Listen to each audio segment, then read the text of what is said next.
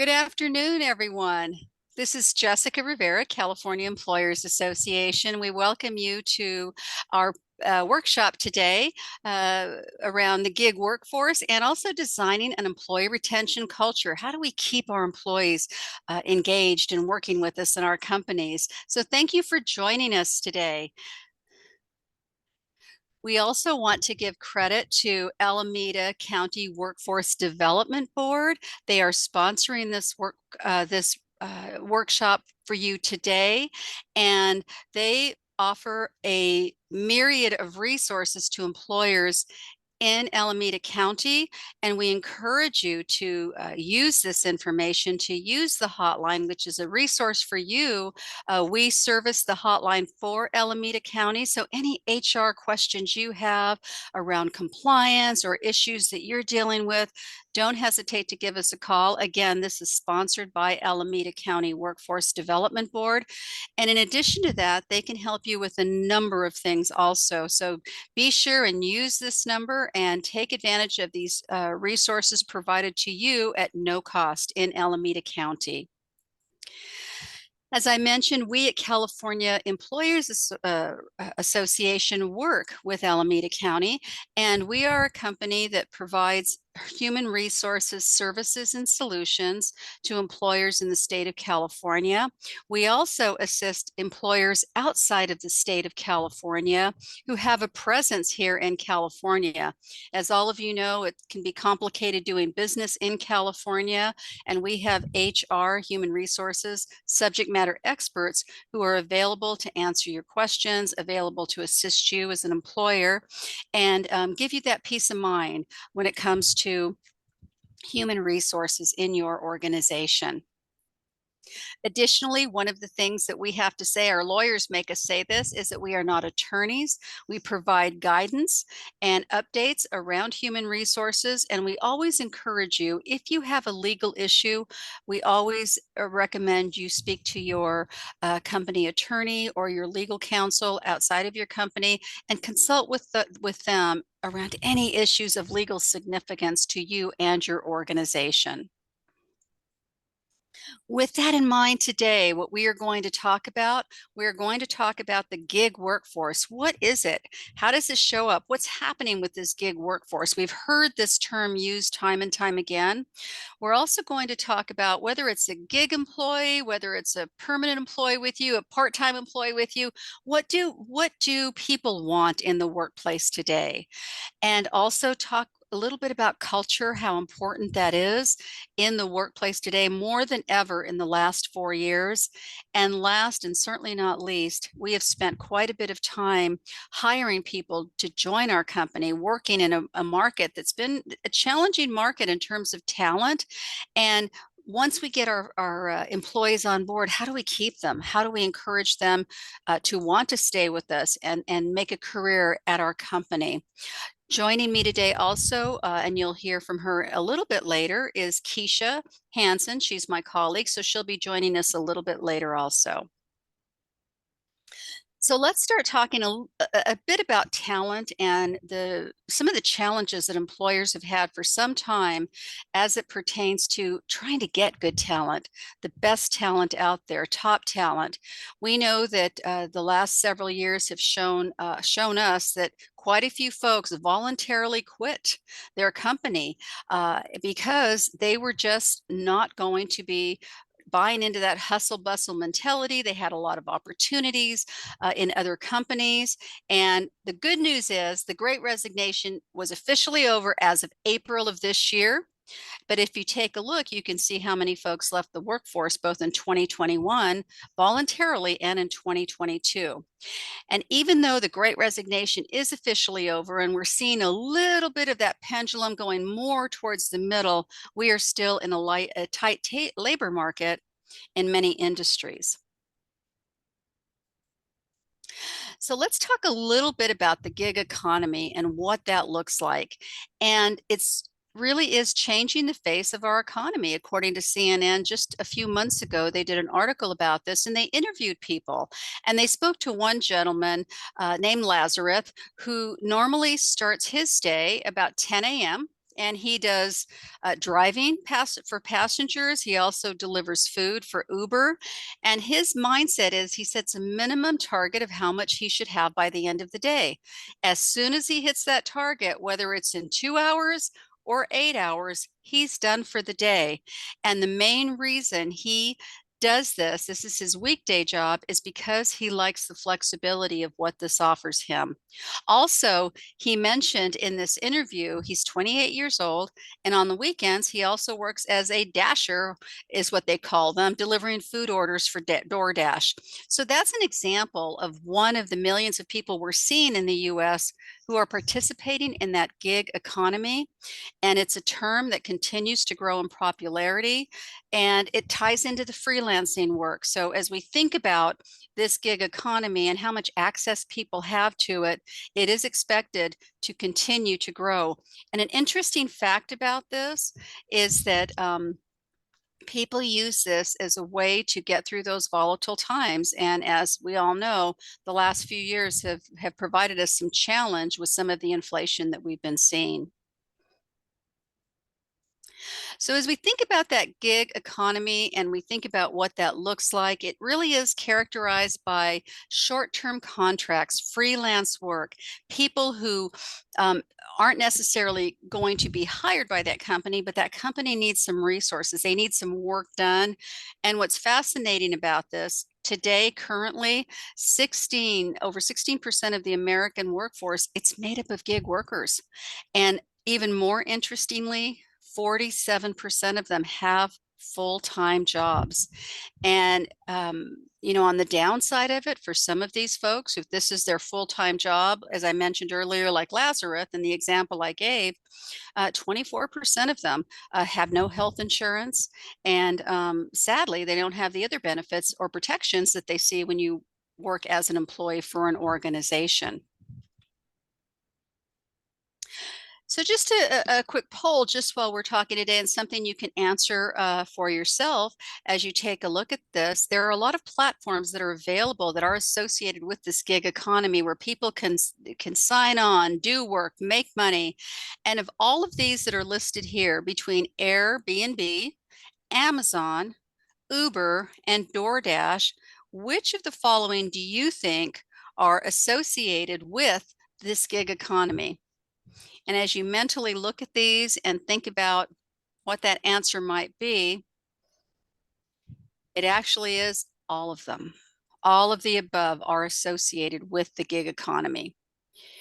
And when I was doing work around this too, I was looking at Amazon to think, gosh, how does Amazon play into this? And they have a lot of delivery folks out there delivering those packages to us, sometimes same day, usually next day or the day after. With that in mind, let's take a look at just some of the facts that we're seeing around the gig economy. Some of the most popular platforms that we see, which Airbnb, which was on that poll in the slide before, for vacation and rentals, Amazon Flex, which is the package delivery. There's a service called Deliveroo, which is food delivery, and of course, Instacart, grocery service delivery. But as we look at it, it truly does span a wide range of industries, and it's not just limited to certain parts of our country. It's all over the world now.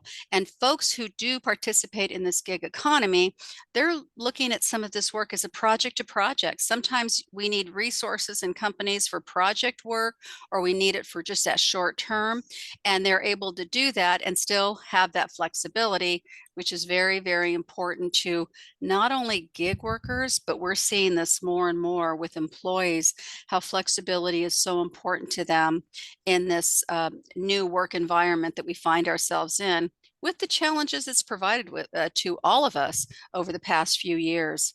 Gig workers want to choose when and where they're going to work. If they want to take some time off, they want to be able to dictate that. And some of them actually offer specialized skills and expertise, which allows them to really demand higher rates when they're working for a company, or a company needs their particular expertise for projects or whatever it might be. And here's some examples just to give you an idea of how varied it is. You'll see here that We have the driving, the Lyft and the Uber, and you'll see the Airbnb. And again, I didn't even realize as I was looking at some of the research around this that a gig is also with Airbnb hosts, people buying those second and third homes and renting them out. I have a daughter who had a townhome in downtown San Francisco, and this was several years ago before things had gotten to where they are in some areas in San Francisco. And whenever her and her husband would travel, they would Airbnb their home because it was so close to downtown San Francisco and they would get a premium for it. Even though they were both fully employed, it was another way to make some extra money. So as you take a look on down the list, you'll see that type of, the services that people are able to deliver to organizations all over the place: accounting, finance, digital marketing, and even project management. Again, tying into we only may need this expertise for a short time. So there are quite a few areas where people are able to get these gig jobs. And also in the workforce, what we're finding now too, and this is just this month, where we're seeing the gig workforce in the C-suite. And we're finding that there are some executives who have either been, they've had reorganization in their company. They are no longer working full time for a company. They are looking to offer their skills as executives, as leaders, to help with specific projects, launching new projects, navigate a restructuring, or fill that leadership gap short term. And they're finding more and more that this is getting to be an opportunity for some of these executives. Some may have retired early, or some may have been retired for a while, but they're looking to pick up some extra work and to stay kind of intellectually stimulated, to stay in the game still and be able to offer their services. So why gig work? Why are people taking on this work? Number one reason, saving extra money, and to cover those income gaps. And you'll see, in just a moment, there are a couple of generations that are using it even more and more. Also, flexibility. They want to be their own boss. They don't want to have to report to someone. And for some of these folks, they really enjoy the work that they do. And you'll even see too the retirees who are doing the Uber and Lyft driving just to fill in some time and to do some things and to engage with people also. And this is interesting because when you look at the platforms and some of the statistics around this, 30% of 18 to 29-year-olds have used the platforms to make money, truly more than any other age group. A couple of reasons for that. We know that this age group, they're digital natives, very familiar with technology, very comfortable with it. They also maybe working in entry-level roles or roles that aren't paying a lot of money to them, so they need to fill that income gap.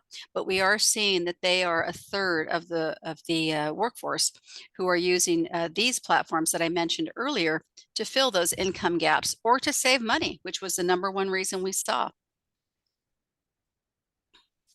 And the size of the gig economy, and it continues to expand.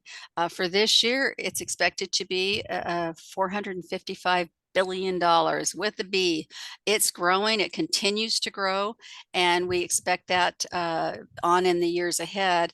As a matter of fact, if you take a look what the expected growth is, the US is expected to have more gig workers than non-gig workers by 2027. So as it continues to grow, as it continues to expand, companies can take advantage, of this economy too, of this gig economy, to work within their business also, and to make sure that they can fill any gaps they have to fill during those times that they have new projects or things of that nature. So this is something that we expect to see continue to expand, continue to be available. And an interesting fact too, along with some of the research we've seen, is that those who are using the gig economy, who are taking advantage of it, tend to have less debt than those who don't, which ties into saving money, paying off your bills, filling those income gaps. So, with that in mind, what I'd like to do is I'd like to introduce my colleague, Keisha Hansen, who will talk to us a bit about retaining employees, retaining the talent that we have, because what you're going to hear is that regardless of who you're bringing on board to take care of your work, that there are still things that we as companies can do to make sure that we keep our best people and they don't go elsewhere. So with that in mind, Keisha, I'll introduce you. All right, thank you. I get the fun task of answering that big question that so many employers have.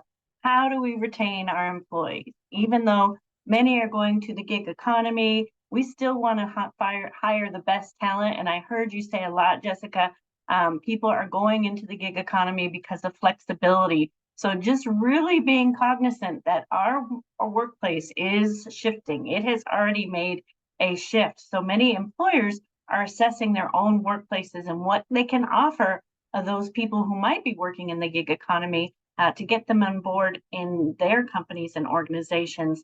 And one of the things that we think about at CEA when we consider retaining the best employees is we consider it starts at the beginning. So, in other words, it starts when we think about recruiting and hiring. And both Jessica and I have experience in recruiting for the members at CEA, employers throughout the state of California. And we say it begins with that first initial contact. You are the ambassador for your company. So if you are connecting with a job candidate, and many of the job candidates, mind you, still are already employed.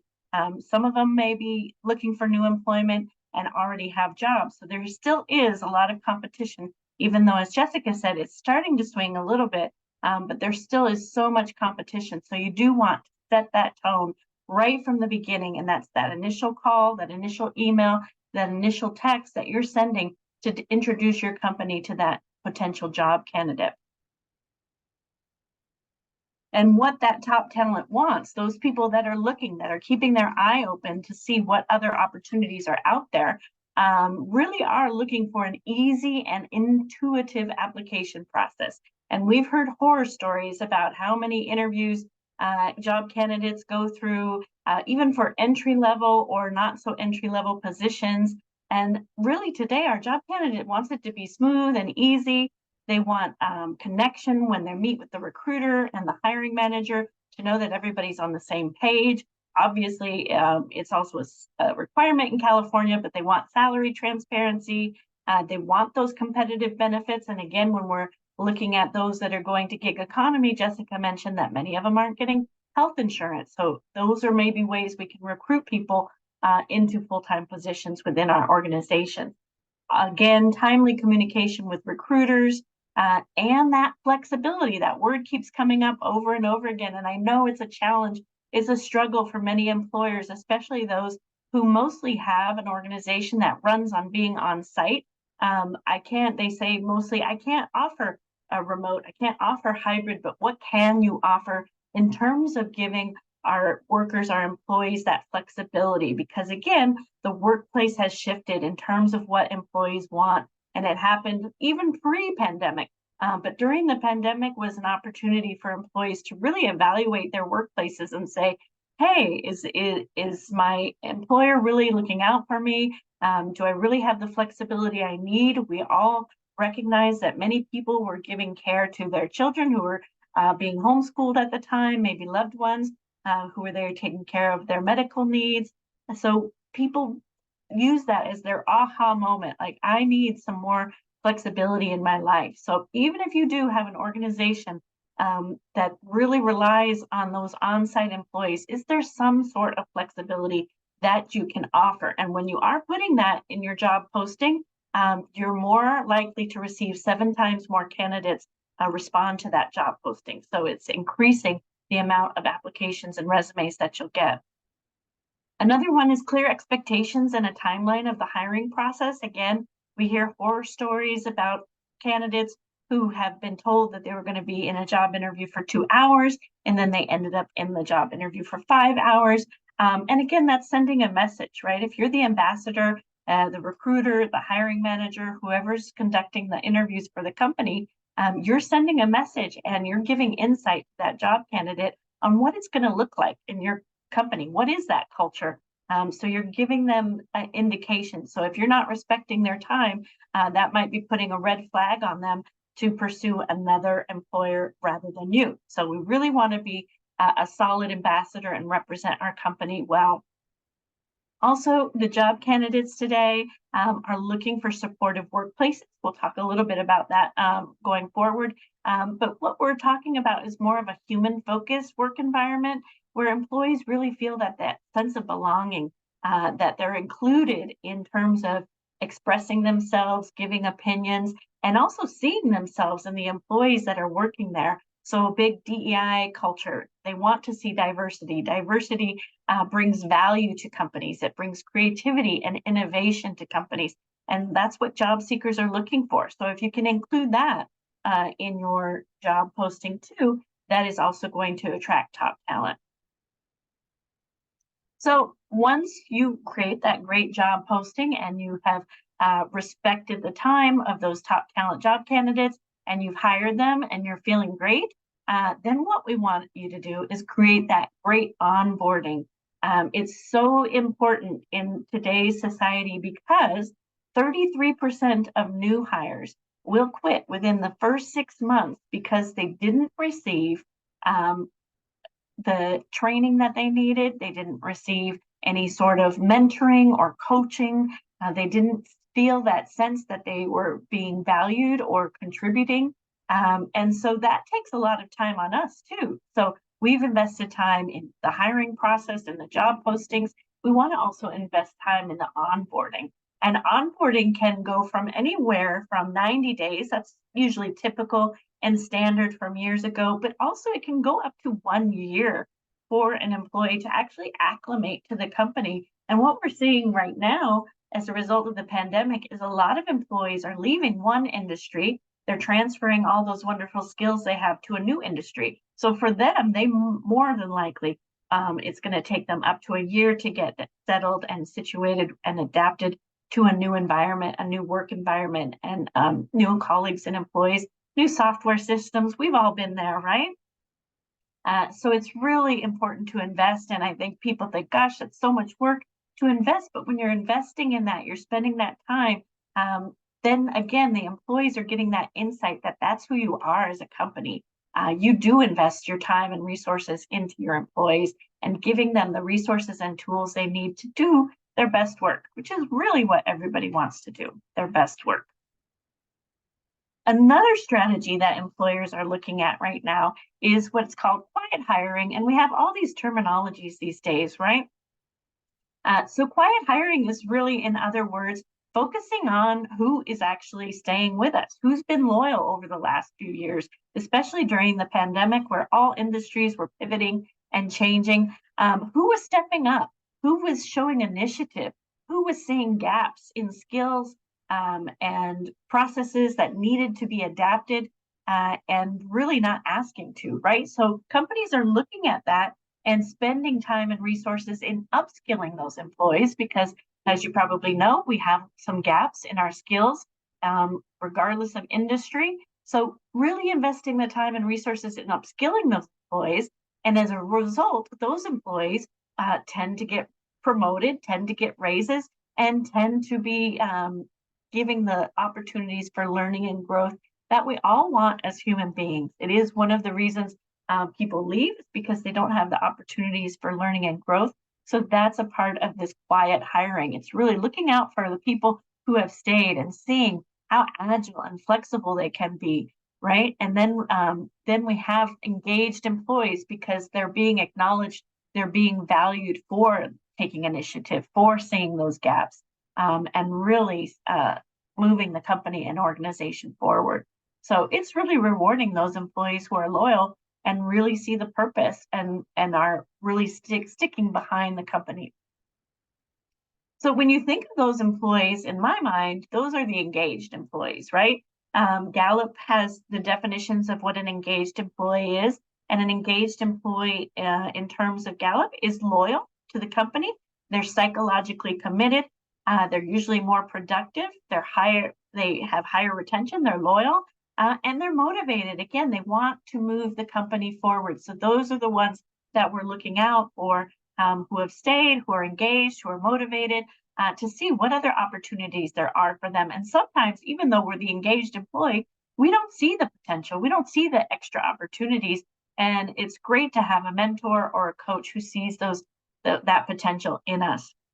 Then Gallup defines the not engaged, the 50%, who are there, they're productive, but again, they might not be connected to the company as much as they used to, which might result in them missing more work days. And they might be looking out again for other opportunities online, for other employers. So this is where we always recommend at CEA, this is the opportunity for managers and leaders to look at that not engaged percentage at your workplace and see how you can shift that, right? Ask them important questions to see maybe why they aren't as energetic, enthusiastic about the work as maybe they have been in the past. What opportunities can I provide for you? Do you have the resources and tools? And most often people are a little overwhelmed because many companies are having staff shortages. They are working understaffed. So really getting in check with our employees and asking them, what can we do to help you? Some of our long-term employees may be really proficient in their roles and positions, and now they're feeling kind of stagnant. Where do I go from here? How can I continue to learn and grow in this company and this organization? And maybe by having that discussion with someone, you can create some new opportunities. So really, when we have that not engaged, which is pretty high in the United States, 50%, we have opportunities to get them back up to engage, which will lead to a longer retention for them. And then, of course, we have the actively disengaged, which Gallup defines as they're there, right? They're coming and clocking in every day, but maybe they're psychologically absent. They may be very unhappy. And the bad news about this actively disengaged employee is that they're sharing their unhappiness with others. So this will highly impact your workplace culture, even if it's not directly affecting you. That actively disengaged employee, the longer they stay, they're impacting the engaged employees as well as the not engaged. So I'm going to steal this from Jessica, but we actually encourage companies when they have those actively disengaged employees to release their talent to the competition, right? They're not happy in our company or organization, so let them flourish elsewhere. And again, employee engagement, if you think back to how when you're engaged, what does it make you feel? Are you usually doing your best work?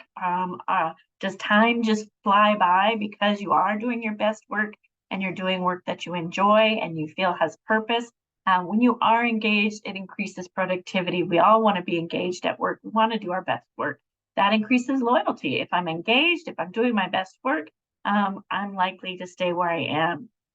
So it improves retention as well, and it boosts innovation. When I see others who are doing their best work, engaged, motivated, want to move the company forward, then I'm likely to want to create some new ideas and opportunities for that company as well. So thinking of what is an engaged employee at your organization and company. And if you don't know, here's another poll that you can take a look at and think about.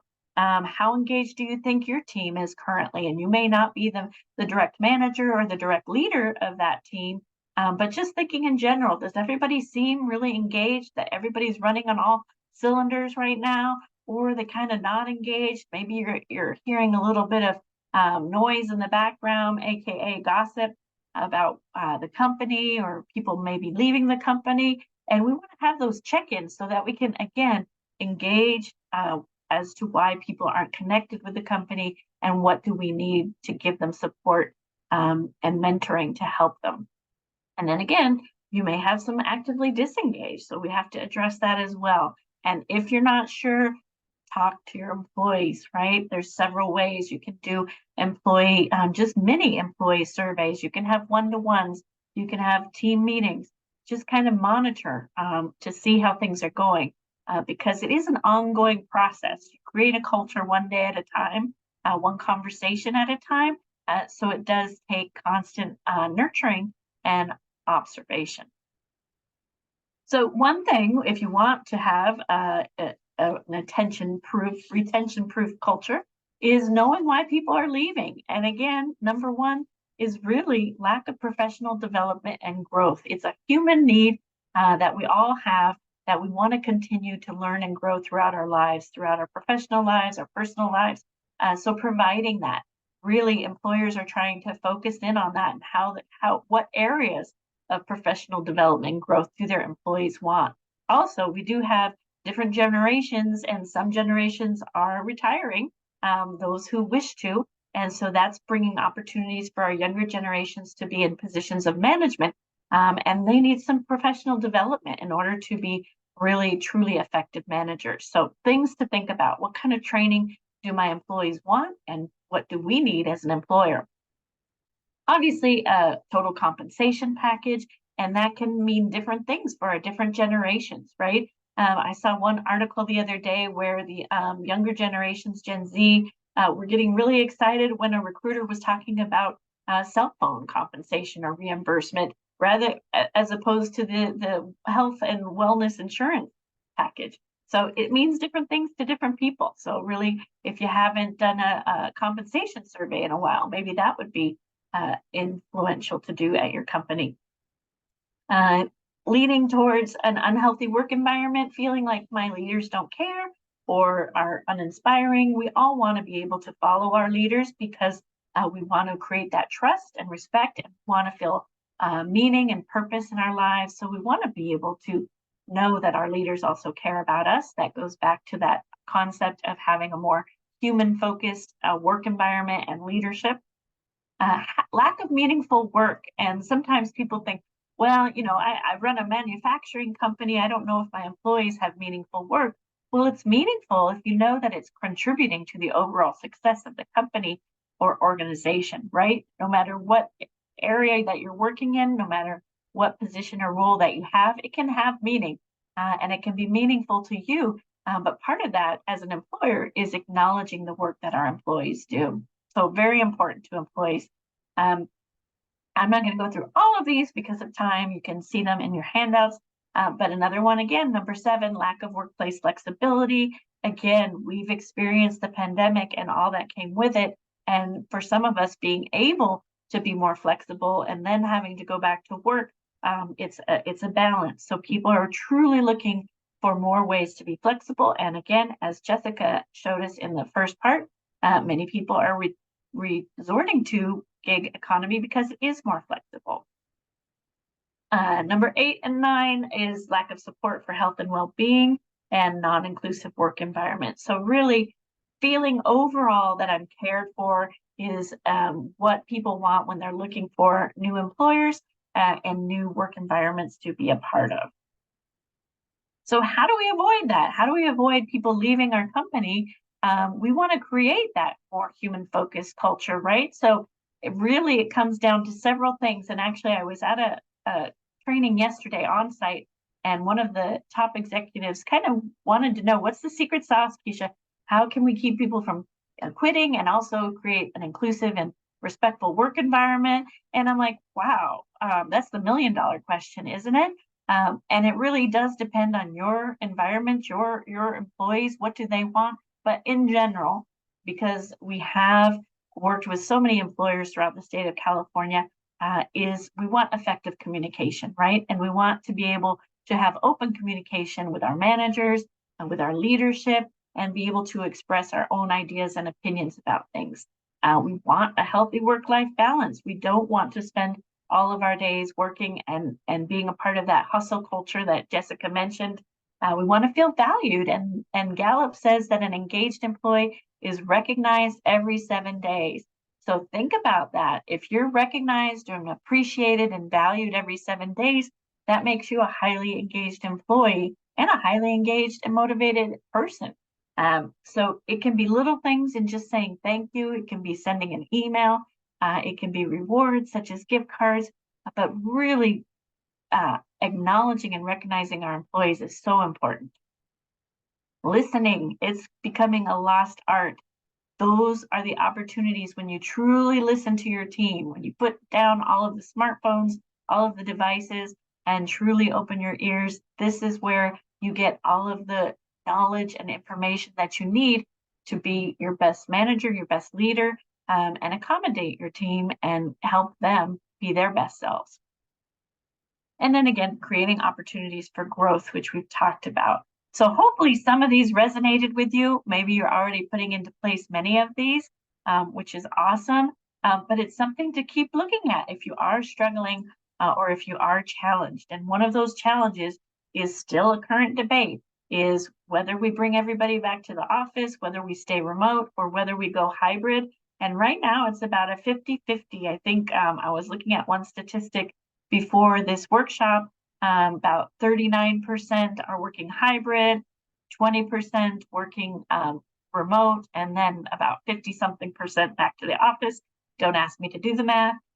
So we're still challenged, right? And that was another follow-up question from that executive yesterday at the on-site, was what are employers doing? Are they bringing everybody back to the office? Are they staying remote and hybrid? I think we've got the answer is being flexible to some extent, as long as you can, but also figuring out what's going to work best for your organization or industry. You may have an industry that really relies on people being on site, but can you offer some sort of flexibility in terms of different shifts, having every other Friday off?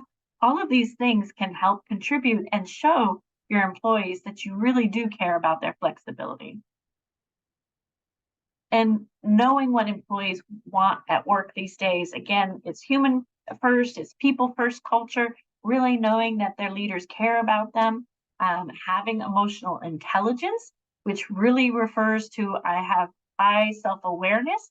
I know that how people are perceiving me. I know how I perceive myself. I know how I manage my time. All of those are elements of emotional intelligence. And again, our job candidates and our employees are looking for that from their leaders. A sense of purpose with my job, a commitment to health and well-being, DEI we talked about, and again, professional development and growth. So if you are a leader, what are some of the qualities of being a leader who is focused or has that human focused leadership style? And number one, it's being authentic. So being authentic as a leader, it means I'm acting with purpose. I'm enabling self-expression, not only for myself, but for my teams. So basically what that's saying is people can come to work and be their true authentic selves, right? They don't have to put on an act. They don't have to be someone they're not. They're showing up as their true selves, as well as their leaders are giving them that opportunity by showing up as themselves. Then the next one is being empathetic, and that's showing genuine care for someone. We saw this during the pandemic, how important this was to show empathy for our employees as we were undergoing so many different challenges during that time. And some people, that is their number one strength, to have empathy and to really put ourselves in the shoes of others. For others of us, it's a challenge, but it can grow with emotional intelligence. You can strengthen that muscle of showing empathy. One survey that they did with Forbes, it showed that 90% of employees who had left their jobs said in a poll, in a survey, that they would stay with the company if their managers had showed more empathy. And we've all heard that tried and true saying that employees leave their managers, not their companies, right? Because their managers are really the ones that they're seeing day to day and getting instructions from, getting coaching from, getting managed. So if they're not showing empathy, that's not really showing that human focused work environment. Then another one is being adaptive. Enable flexibility within the team members, providing opportunities for people to learn new skills and maybe work on projects with people from other departments. We talked about in the on-site that I was at yesterday, sometimes we silo into different departments and we don't really know what the other department is doing. And sometimes that can create divisiveness.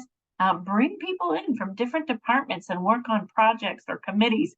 Just don't get overcommitted on those committees.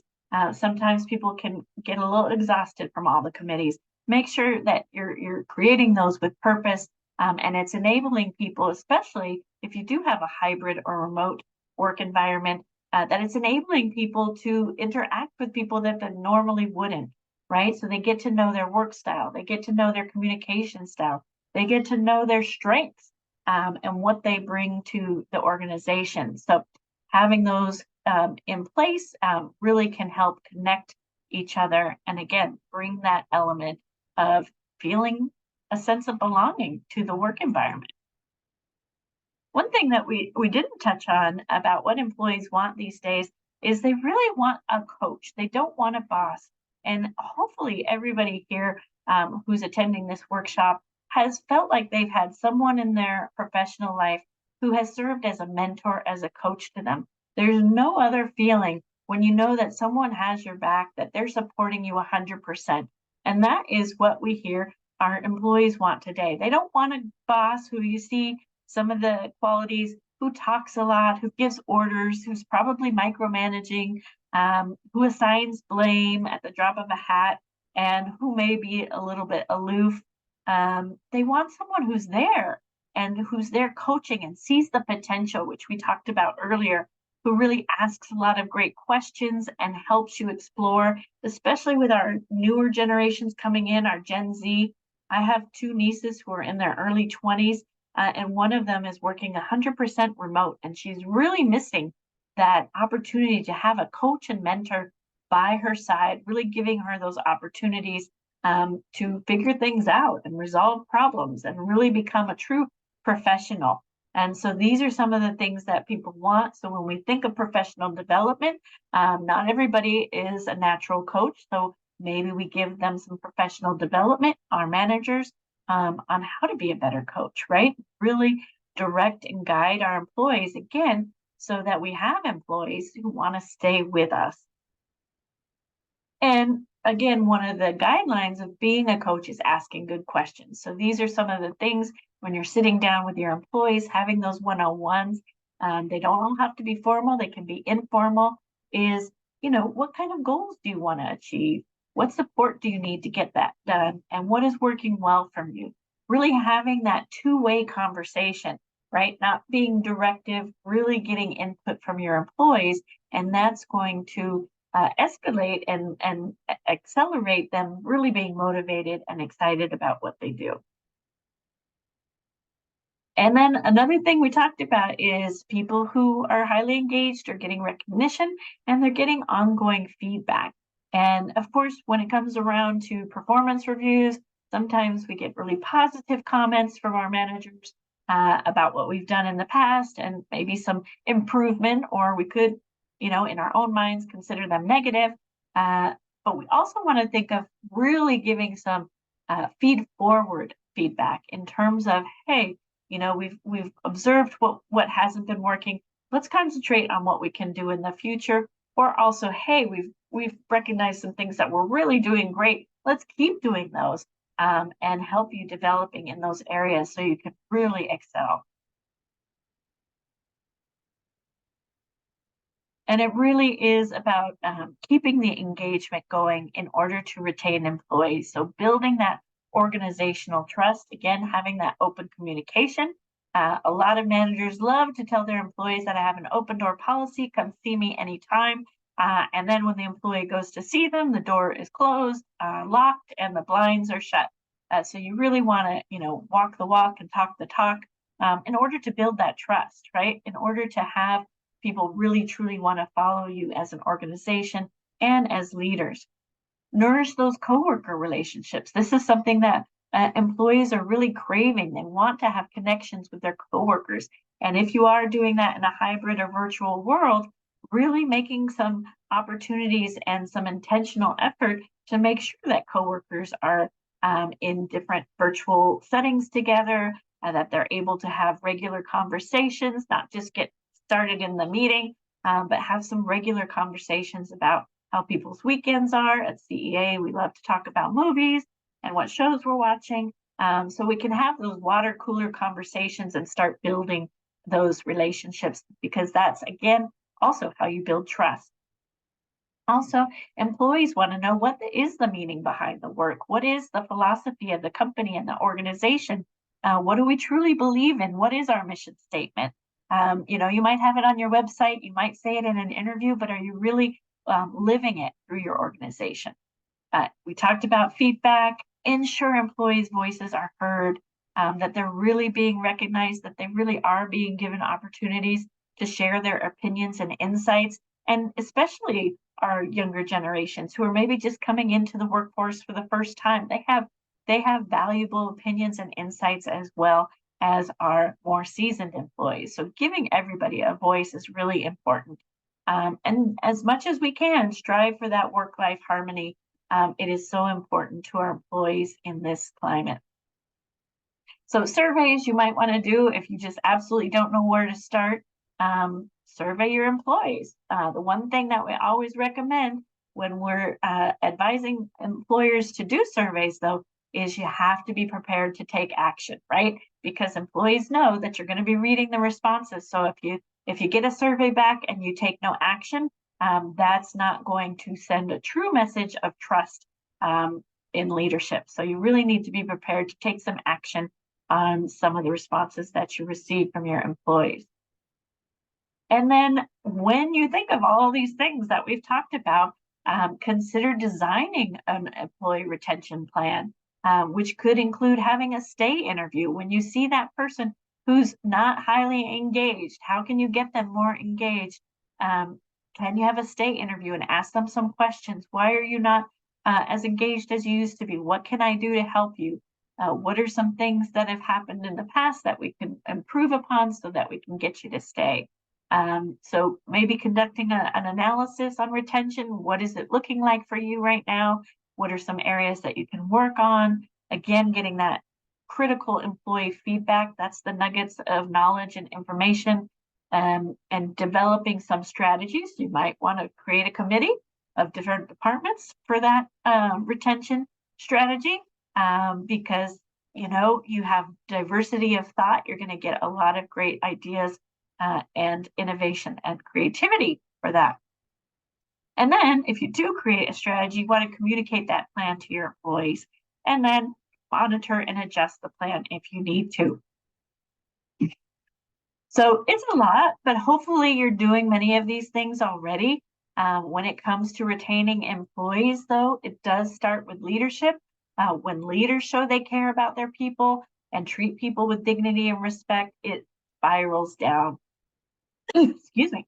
Leaders who are honest and transparent with their communication, it sends a message. People follow that example.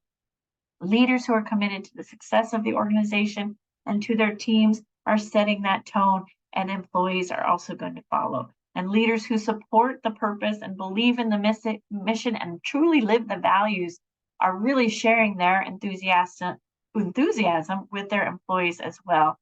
And so it spirals, and we retain those employees again by focusing on it one conversation at a time, one day at a time.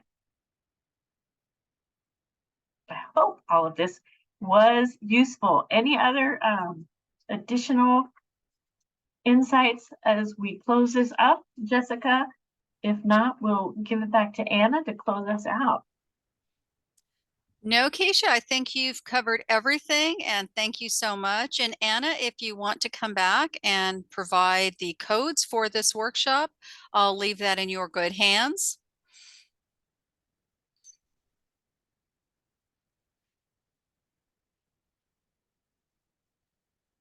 Yes, ma'am. Give me 1 second, because of course I closed the window somehow.